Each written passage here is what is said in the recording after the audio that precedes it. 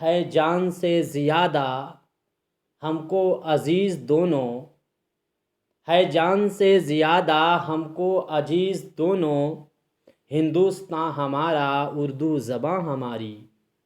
नाजरीन, मैं हूँ बिस्मिल्लाह आफ्ताब आलम और आप देख रहे हैं उर्दू हिंदी नॉलेज चैनल। आइए, जो सिलसिला चल रहा था उसी में आगे बात करते हैं। और कल जो मैंने शेर पढ़ा था उसका एक भी बच्चा जवाब नहीं दे पाया। 200 बच्चों में से कोई भी बच्चा जवाब नहीं दे पाया। और वो शेर था इकबाल सोहेल का। शेर क्या था? वो सामने है मंजिल मकसूद ए जुनू, बस चंद गाम लफ्ज़ मस्ताना चाहिए। और आज का शेर आपको बताना है कि शायर का है। जो सिलसिला चल रहा था उसी में बात करते हैं। और आज का पहला सवाल देखिए। सवाल है, इनमें से कौन सा ड्रामा अनारकली, कौन सा किरदार जो है वो ड्रामा अनारकली से है। पहली बात तो ड्रामा अनारकली जो है कब लिखा गया? तो 1922 में। किसने लिखा है? सितारे इम्तियाज़ इस पे अवार्ड मिला था। इम्तियाज़ अली ताज को पाकिस्तान का वो अवार्ड है जो अदब में दिया जाता है। दूसरी बात, ये खेला कहाँ गया है? तो लाहौर के लाल किला में खेला गया है। लाहौर के किले में खेला गया है, ये भी याद रखिएगा। ये ऑप्शन में दे दिया जाता है, दिल्ली है, आगरा है, यहाँ के किलों का नाम दे देते हैं। तो इनमें कौन सा किरदार है? काफूर जो है ये किरदार इसी से लिया गया है, ड्रामा अनारकली। ठीक है, उम्मीद करता हूँ सभी को ये आसान सवाल लगा होगा। इसके बाद अगला सवाल देखिए। ऐसे सवाल जो रिपीट हो रहे हैं। देखिए, शिबली ने किस किताब में महाकात पर बहस की है? कितने बार कहा? महाकात और तख़य्युल की बात की जाए, इदराक की बात की जाए, उसूल और इदराक की बात की जाए। इसके बाद में साथ ही साथ में आपको याद रखना है तशबीह और इस्तारा की बात की जाए। इस तरह के जो तमाम चीज़ें हैं वो किस में इन्होंने बहस की है? तो ये बात जो है शेरुल अज़्म आपका आंसर होना चाहिए।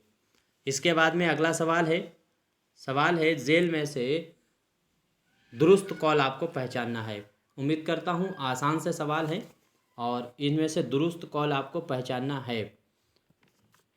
सभी का आंसर सही होना चाहिए। चारों ऑप्शन देख लीजिए, उसके बाद में आपका आंसर आपको बताना होगा कि कौन सा इसमें आंसर सही है। उम्मीद करता हूँ सभी का सही ही हुआ होगा। इसमें है गज़ल एक नीम बहसी सिनफ़े सुखन है। किसने ये बात कही थी? तो याद रखिए, ये बात कही है कलीमुद्दीन अहमद ने। कलीमुद्दीन अहमद का नाम आपको अच्छे से याद रहना चाहिए। अच्छा, जब बात कलीमुद्दीन अहमद की आई तो कलीमुद्दीन के बारे में ये भी याद रखिए, ये पैदा कब हुए, 1908 में। इंतकाल कहाँ हुआ इनका? तो 1983 में पटना में ये पैदा हुए, पटना भी में ही इन्होंने इंतकाल किया है।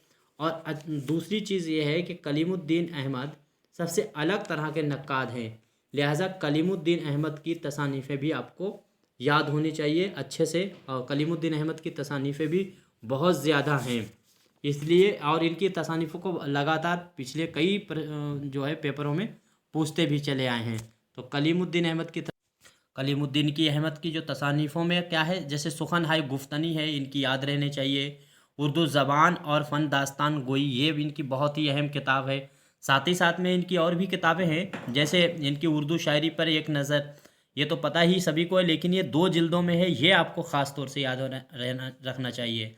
इसी के साथ साथ में जैसे मीर अनीस एक मुताला करके इनकी एक किताब है, और इकबाल एक मुताला भी करके इनकी किताब है। तनकीद की भूलभुलैया के नाम से किताब है। अदबी तनकीद के उसूल है। ये तमाम अमली तनकीद ख़ास तौर से याद रखिएगा, इन्हीं की किताब है कलीमुद्दीन अहमद की अमली तनकीद।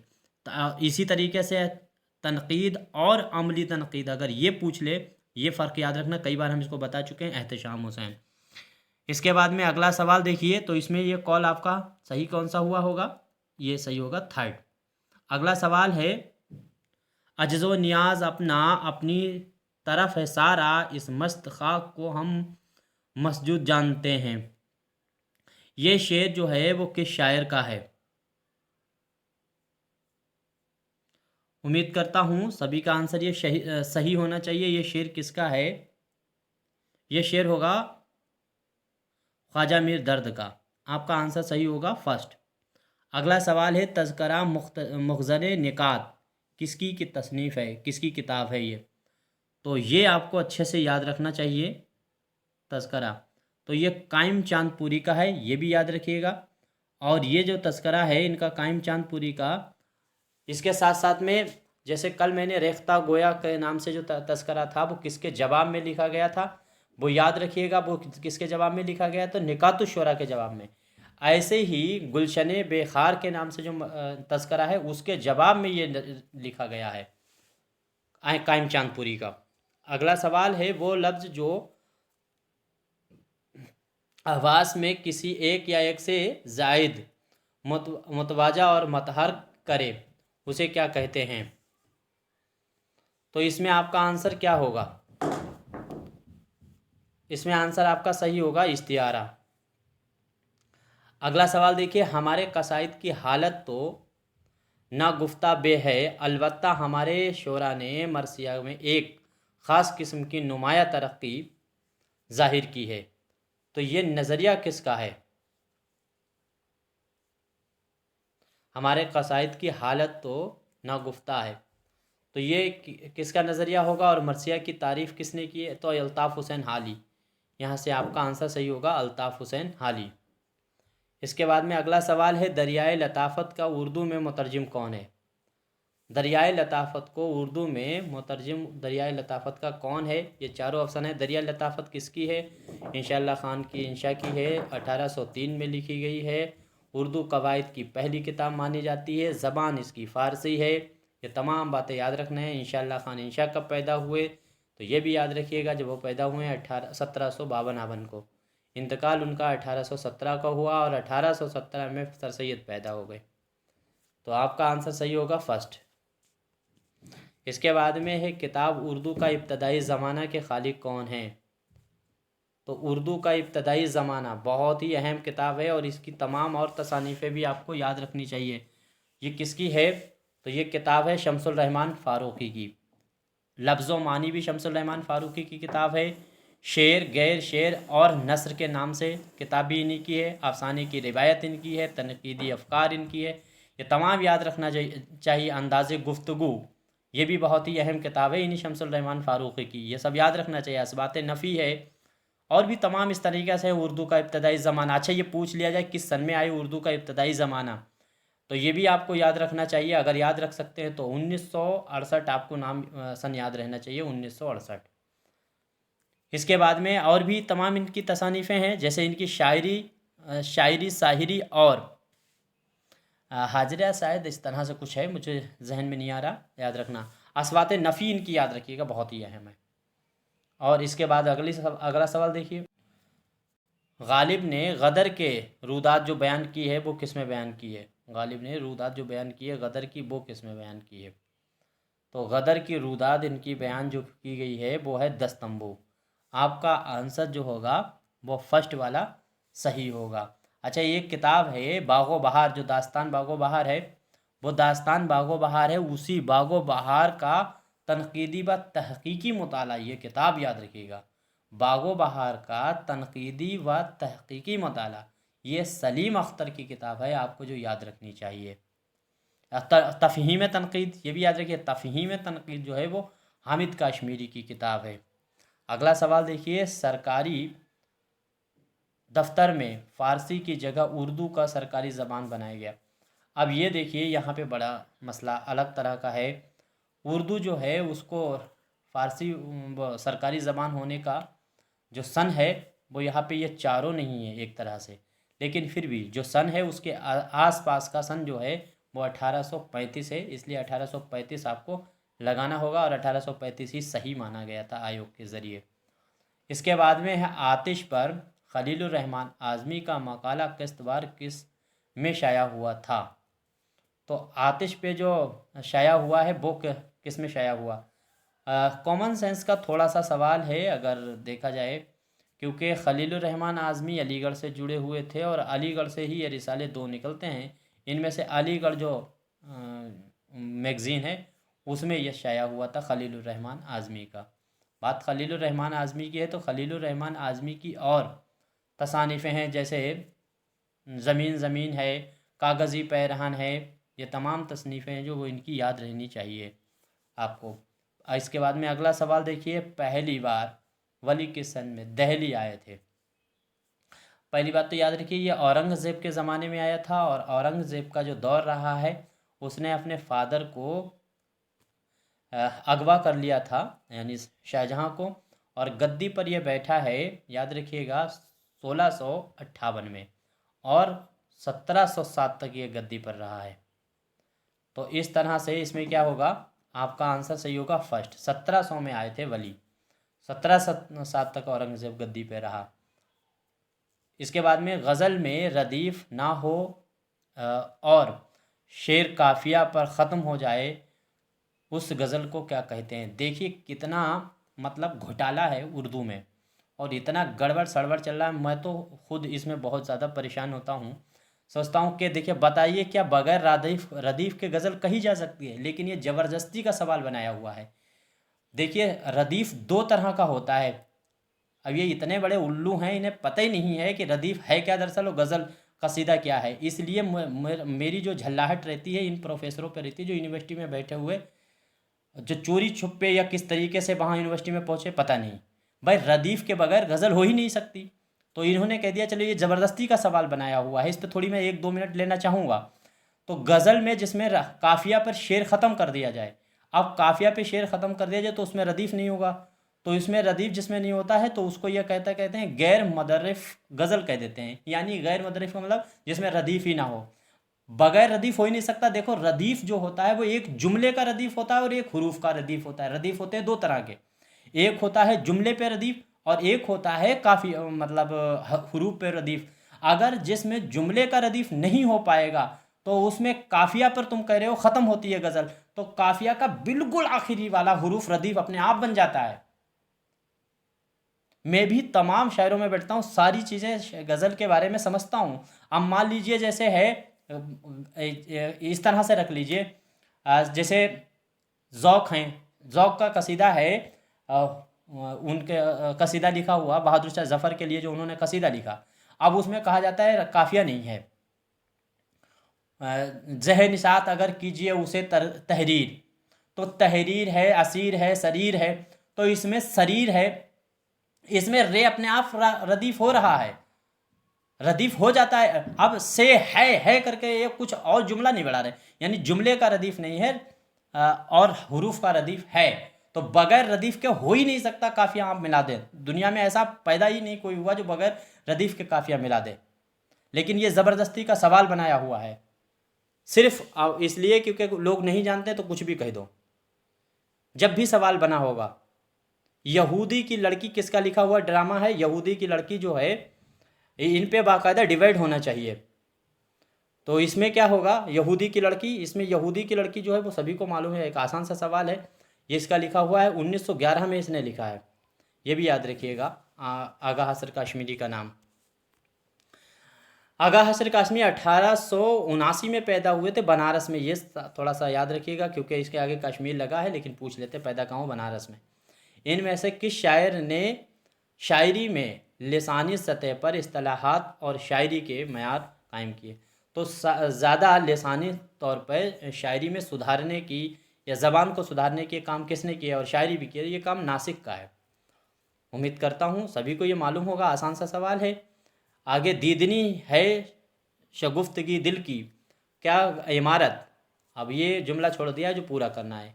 गमों ने ढाई है, एक आसान सा सवाल है, 4 आंसर आपका सही होगा।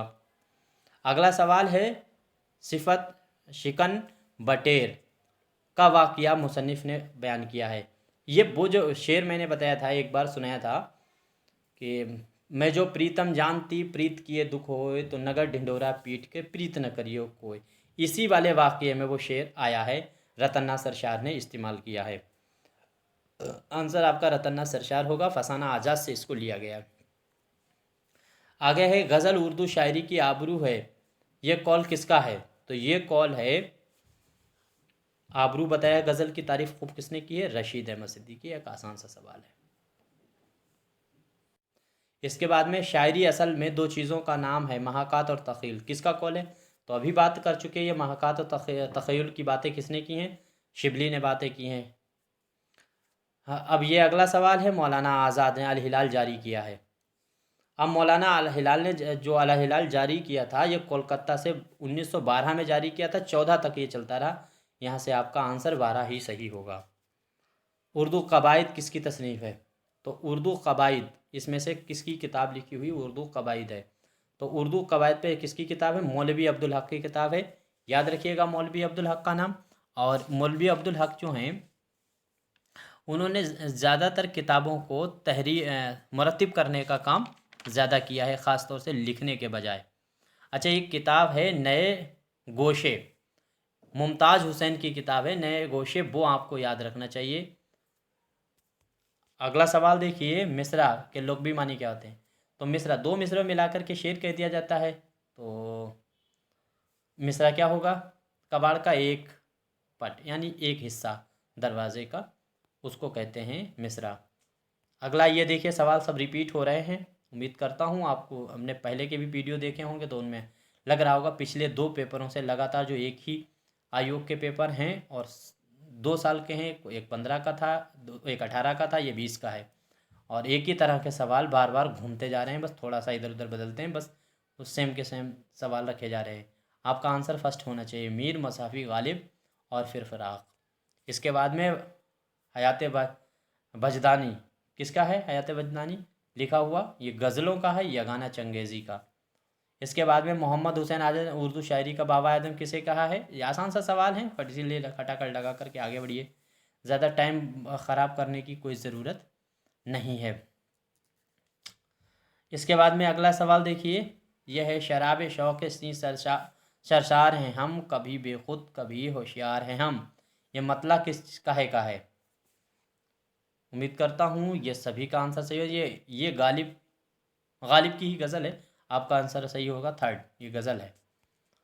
इसके बाद में अगला सवाल है, हिंदुस्तानी क़िस्सों से माखूज़ उर्दू मसनवियाँ किसकी किताब है? तो हिंदुस्तानी किस्सों से माखूज़ ये किसकी किताब है? आपका आंसर देखिए सही होना चाहिए। उम्मीद करता हूँ सबका आंसर सही होना चाहिए। गोपीचंद नारंग इसमें सही आंसर होगा। गोपीचंद नारंग का नाम याद रखिएगा। गोपीचंद नारंग की और भी किताबें हैं, जैसे नया उर्दू का अफसाना है, अदब तनकीद और उसूलुबियात है। एक किताब इनकी मैंने कल भी आपके सामने रखी थी, उर्दू अफसाना रिवायत और मसाइल, ये याद रखिएगा। अनीसो दवीर के नाम से इनकी किताब है गोपीचंद नारंग की, और इसी नाम से जो है वो रिजवी अदीब की भी लिखी हुई किताब है। मसूद हसन रिजवी अदीब जो हैं, हुसैन रिजवी अदीब, उनकी भी किताब का नाम है। ये भी आपको साथ साथ में याद रखिएगा। इंतज़ार हुसैन और उनके अफसाने, ये साख्तियात पस साख्तियात और मशरिकी या ये इतनी लंबी जो किताबें हैं ज़्यादातर वो किसकी होंगी? गोपीचंद नारंग की।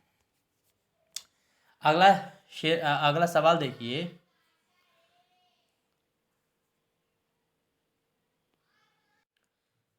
शमीर शेर हूँ मैं आए शाम सिहा।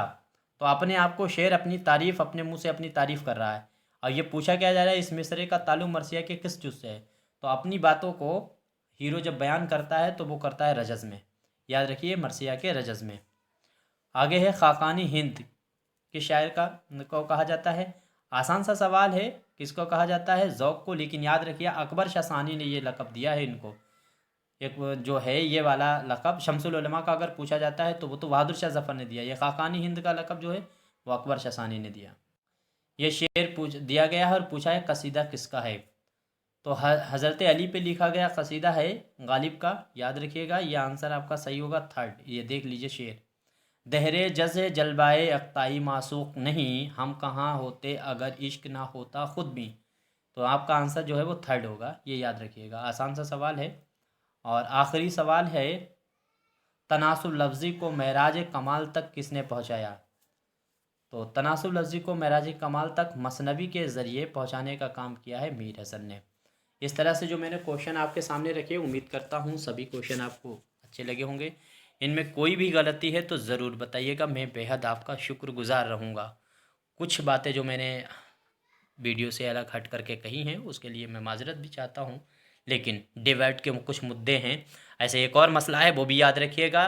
कहा जाता है कता में कितने मिसरे होते हैं? कता का मतलब होता है टुकड़ा, और गज़ल हो, नज़्म हो, मसनबी हो, सॉरी गज़ल छोड़ करके मसनबी हो, मरसिया हो, उसमें से ऐसे कोई भी कहीं का टुकड़ा उठा लेना जिसमें से मिसरे चाहें एक बात कंप्लीट हो जानी चाहिए, एक कहानी कंप्लीट हो जानी चाहिए। उसमें चाहे मिसरे 5 7 हो, वो 8 हो जाएं, चाहे 6 रह जाएं, चाहे 12 हो जाएं, चाहे 14 हो जाएं, कोई फ़र्क नहीं पड़ता। 4 मिसरे ज़रूरी नहीं है, लेकिन पता नहीं क्यों 4 मिसरे के पीछे पड़ गए हैं। उसका टुकड़ा होता है बस, वो बात ख़त्म। कथा का मतलब है काट करके लिया गया। अब काटनी ज़रूरी 2 ही 4 ही मिसरे काटे जाएं। तो ऐसी बीच की कहानी जो इस्तेमाल होती है, लेकिन उसको शायरी में ला करके उसमें कहानी कंप्लीट हो जाए, बीच में से कहीं से उठा लो तो वह कथा हो जाता है। 4 मिसरे ज़रूरी बिल्कुल नहीं, लेकिन आपको आंसर में लगाना यही है कि 4 मिसरे ही होते हैं। जो मानना जा रहा है बस वही मानिए, बाकी याद रखिए ये थोड़ा सा माहौल बदलेगा लेकिन वक्त लगेगा।